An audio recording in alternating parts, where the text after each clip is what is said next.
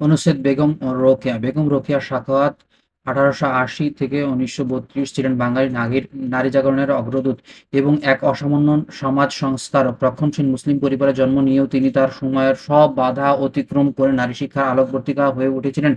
তার অক্লান্ত সংগ্রাম ও দূরদর্শিতা বাঙালি মুসলিম নারীদের অন্ধকার জীবন থেকে মুক্তির পথ দেখায়। তৎকালীন সমাজে মেয়েদের লেখাপড়া শেখার কোনো সুযোগ ছিল না। বেগম রোকেয়া নিজ চেষ্টায় বড় ভাই ও বোনের কাছ থেকে লুকিয়ে লুকিয়ে বাংলা ও ইংরেজি শিখেছিলেন। তিনি উপলব্ধি করেছিলেন নারী জাতির মুক্তির একমাত্র পথ হলো শিক্ষা। 1909 সালে স্বামীর মৃত্যুর পর তিনি সেই সময়ের কুসংস্কার ছন্ন পরিবেশে বহু প্রতিকূলতা পেরিয়ে ভাগলপুরের সাখাওয়াত মেমোরিয়াল গার্লস স্কুল প্রতিষ্ঠা করেন, যা পরবর্তীতে কলকাতায় স্থানান্তরিত হয়। এটি ছিল মুসলিম মেয়েদের জন্য প্রথম স্কুলগুলোর মধ্যে অন্যতম।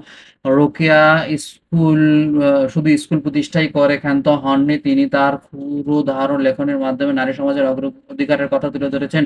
তার উল্লেখযোগ্য সাহিত্যকর্মের মধ্যে মতিচুর, সুলতানের স্বপ্ন এবং অবরোধ বাসিনী বিশেষভাবে উল্লেখযোগ্য। তার লেখায় নারী পুরুষের সমতা, কুসংস্কার দূরীকরণ এবং নারীর স্বাধীনতার প্রতিধ্বনি শোনা যায়। তিনি বিশ্বাস করতেন যে সব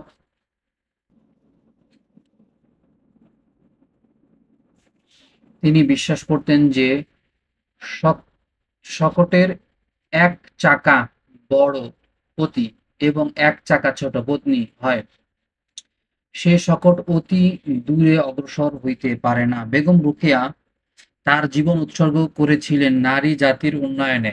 তার সংগ্রাম ও আদর্শ আজও আমাদের অনুপ্রাণিত করে। তাকে স্মরণ করে প্রতি বছর ৯ ডিসেম্বর বেগম রোকেয়া দিবস পালন করা হয়। বেগম রোকেয়া ছিলেন এক সাহসী পথিকৃৎ, যিনি নারী শিক্ষার প্রসারে এবং নারী অধিকার প্রতিষ্ঠায় এক অনন্য দৃষ্টান্ত স্থাপন করে গেছেন।